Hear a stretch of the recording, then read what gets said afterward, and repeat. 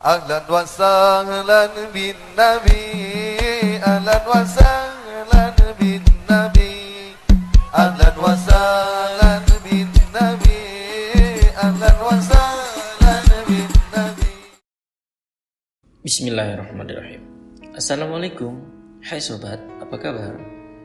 Di episode kali ini Gus ingin membawakan satu kisah menarik, yakni ketika Rasulullah SAW pergi meninggalkan Abu Bakar. Kisah ini terdapat di dalam Musnad Al-Imam Ahmad bin Hanbal. Dikisahkan, sesungguhnya ketika Rasulullah SAW dan Abu Bakar sedang duduk-duduk, datanglah seorang laki-laki yang mencela Abu Bakar. Tidak hanya sekali, namun kerap melakukannya berkali-kali. Tetapi tidak ditanggapi oleh Abu Bakar, dan Rasulullah pun tersenyum. Ketika si lelaki tersebut semakin terus mencela Abu Bakar, kemudian Abu Bakar mulai banyak menanggapi atau membantah sebagian perkataan celaan dari laki-laki tersebut. Nabi SAW kemudian marah dan berdiri pergi. Lalu Abu Bakar pun menyusul Nabi lalu berkata, "Wahai Rasulullah, orang itu mencelaku. Engkau hanya duduk dan tersenyum. Ketika aku membantah sebagian perkataannya, engkau berdiri pergi dan marah." Kemudian Rasulullah menjawab, "Sesungguhnya ada malaikat bersamamu yang akan membantahnya untukmu. Ketika kau mulai membantah sebagian perkataan celaannya, setan datang.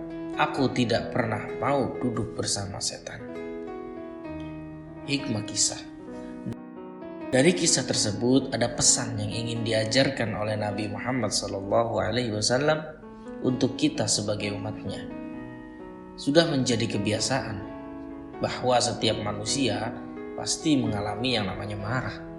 Ada yang menampilkannya, ada pula yang menahannya. Tapi Nabi menganjurkan kita untuk menahannya, bahkan menghadiahi surga bagi orang yang berhasil menjaga amarahnya.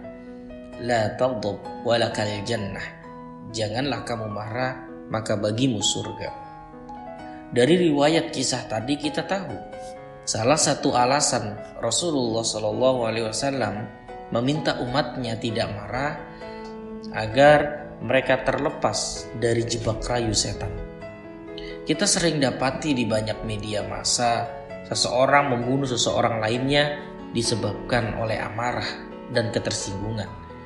Amarah menjadi salah satu pintu masuk terfavorit setan untuk membujuk dan merayu. Saat marah, kesadaran manusia tersisihkan dan tertekan. Dia tidak lagi mampu melakukan penalaran yang jernih kecuali jika dia mengendalikan amarahnya seperti yang diperintahkan Nabi SAW. Rasulullah SAW marah di sini dalam konteks mendidik, karena bantahan atau balasan Abu Bakar membuat setan datang. Artinya ketersinggungan dan amarah sudah mulai datang dan menjadi pintu masuk setan untuk membujuk dan merayu. Terima kasih yang sudah mendengarkan episode kisah kali ini. Jangan lupa subscribe, jangan lupa like dan juga komentar, dan share kepada teman-temannya agar semakin banyak orang yang tahu kisah-kisah Islami yang penuh dengan hikmah. Terima kasih. Wassalamualaikum warahmatullahi wabarakatuh.